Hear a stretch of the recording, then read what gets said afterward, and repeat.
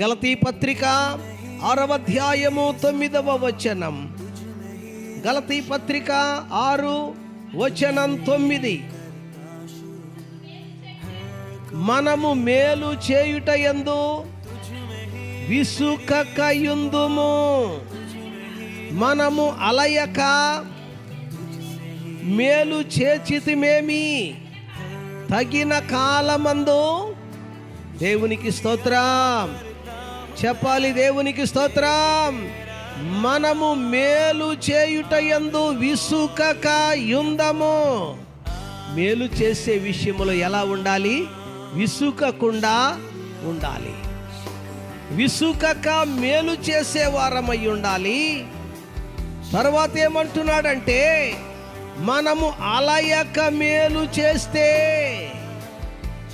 ఎలా మేలు చేస్తే చెప్పాలి? మేలు చెయ్యడములో ఏముండకూడదు, ఇక చాలులే, ఇంకా ఎంతకాలము చేసేది, ఇంకా ఎంతకాలము నా దగ్గరకు వస్తావు, ఎంతకాలము నా కోసం చూస్తావు, నీ కోసమే దేవుడు నన్ను పుట్టించినట్టున్నాడు అన్నట్లుగా కాదు.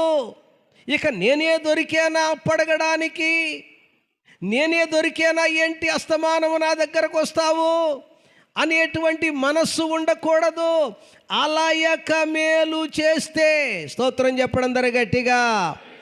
మనము అలయక మేలు చేసితిమేని, తగిన కాలమందు.